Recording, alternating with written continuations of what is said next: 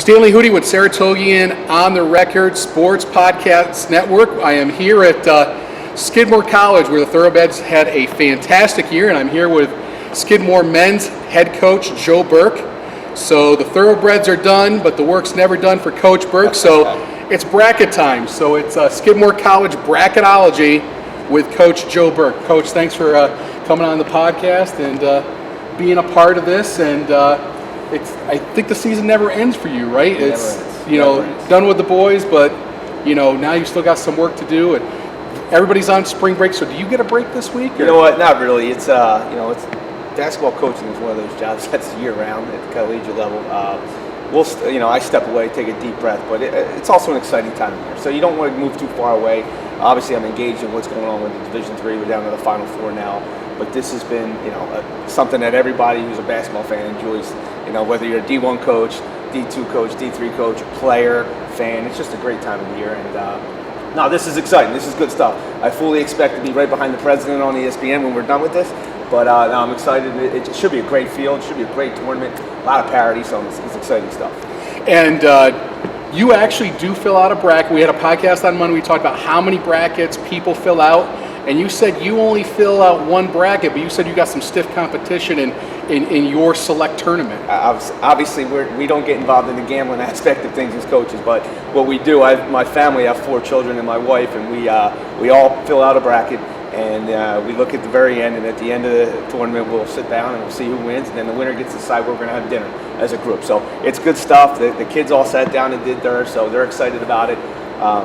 I think what's going to probably happen is I'm going to finish dead last, and then they're going to make fun of me for the entire year trying to figure out how I do what I do. But that's the nature of this. It's a lot of fun, though. It's a lot of fun. All right, so we're going to get right to it. Just like President Obama filled out, we've got our Sweet 16 from Coach Joe Burke.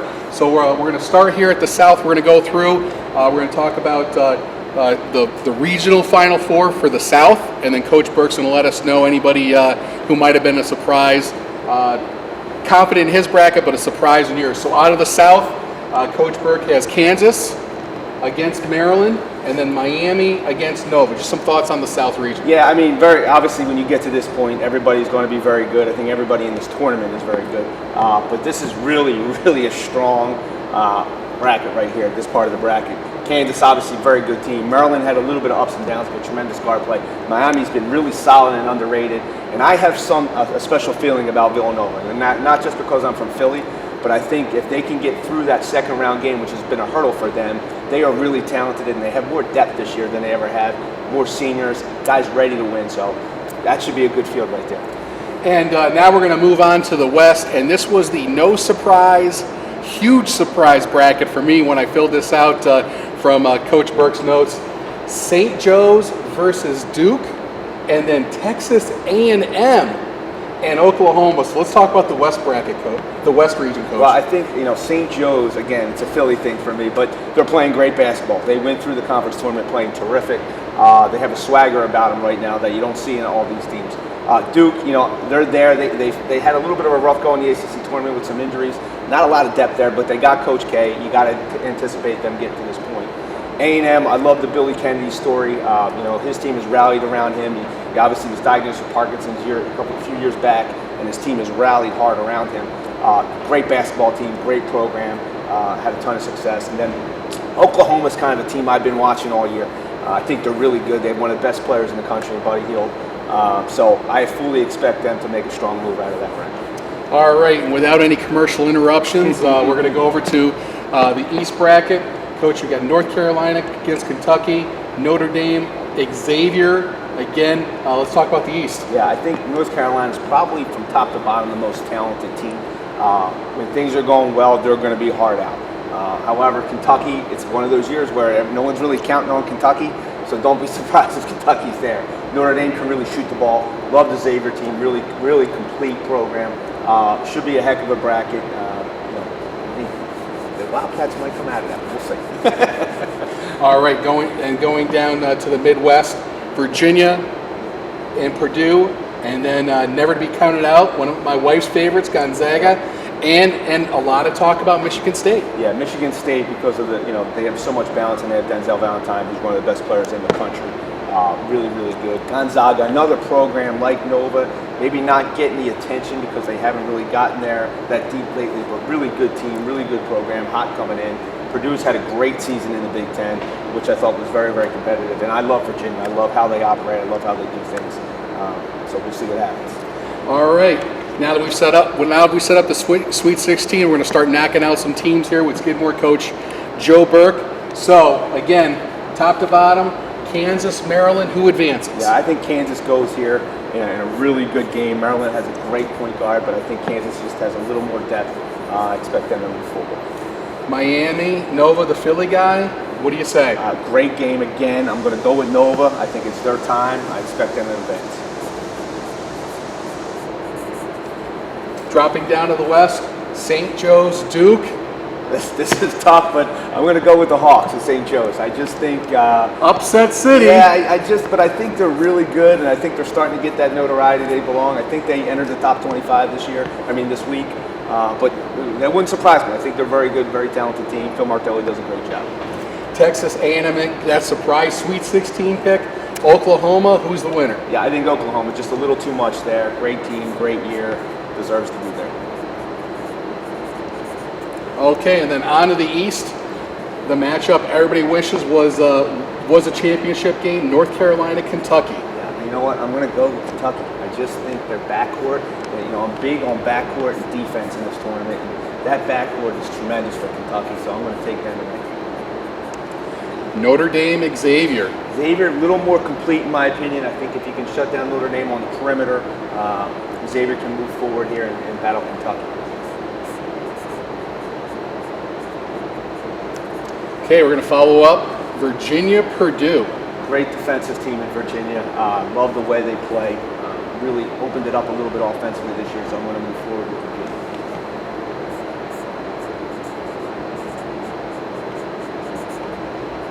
And our last for the Elite Eight, Gonzaga and Michigan State. Michigan State and Gonzaga, tough game. I think Michigan State's probably got a little too much depth, and probably the best player in that entire region.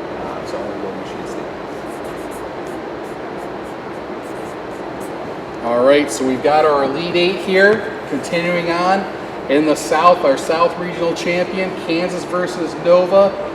Who goes to the Final Four? You know what? I'm sending Nova to the Final Four. I just think, like I said, I think it's their year. I think they're going to surprise teams.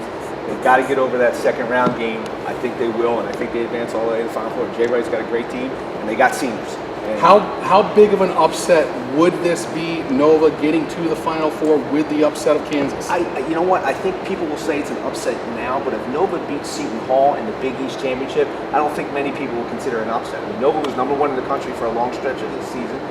They backed away a couple tough losses down the stretch, but they're as good as anybody. They're deep, they're talented, they got juniors and seniors, their guards are great, and their big man has had some health situations, but if he can get through that, I think they're moving on to the Final Four.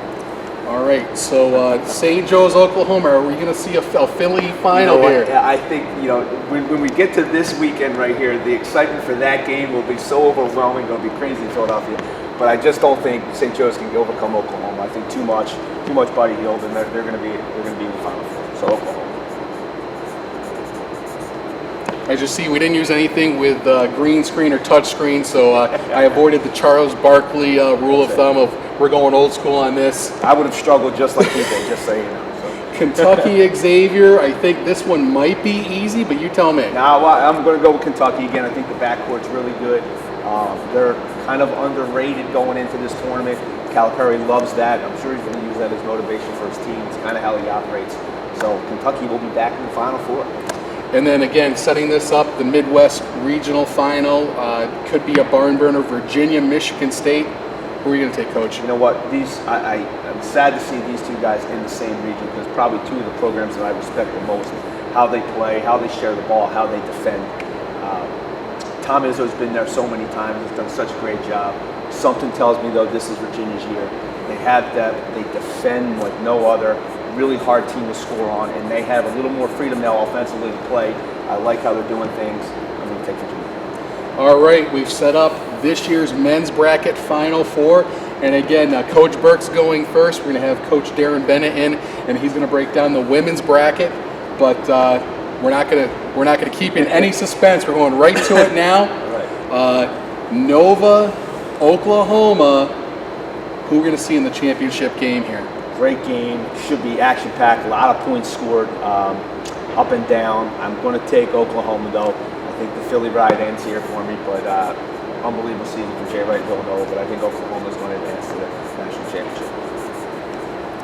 All right, a lot of people looking at the top of this bracket here on this side, Kentucky, Virginia, but do you think there's going to be a surprise? I think if there's Kentucky, I think comes in here feeling really good about themselves, but I just something tells me that, I've always been a believer in my coaching philosophy that defense travels, and I'm falling in love with Virginia. I love watching them play. I show highlights of Virginia to my team because we do a lot of similar things that they do. I think Virginia wins this game and wins the national championship. Wow, that is, I haven't seen what the president's put out there, but I think that's definitely a gutsy move, because if you look at this, your final Oklahoma, Virginia, when you look at who you took out, Kansas, Kentucky, Duke, and North Carolina. I mean, you took out a lot of the traditional powerhouses in the South.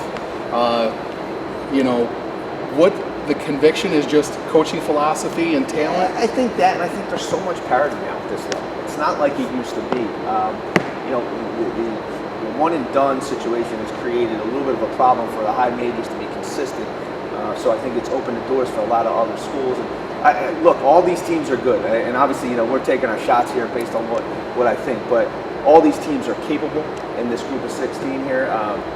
When we get to the Sweet 16, but at the same point, I'm a strong believer in defense. I think Virginia has it. I think Oklahoma has it. They're both well-rounded, both really well coached, and both deep. So I think it'd be a great final. And that final, Oklahoma versus Virginia, who do you got, Coach? Well, in the big game, and I talk about this with our team, and NCAA tournament games, conference title games, NCAA championships, Super Bowls, NBA Finals. Anytime you look at it, I just think defense is what wins in those spots.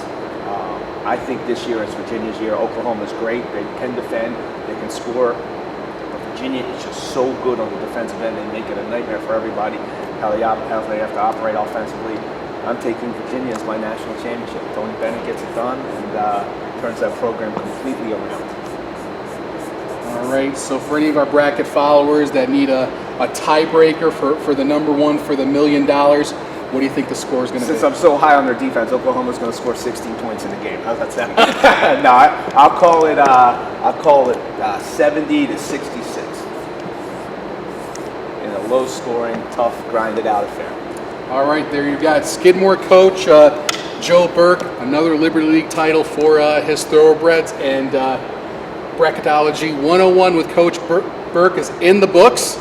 So you can check out his bracket. We've got our own bracket challenge. The winner gets to pie their favorite sports writer on our podcast. So that's a big win. No money involved, but should be a lot of fun. There's a lot of guys lined up for that, I'm and sure. Don't forget, DJ Eberly's bracket is out online and in there.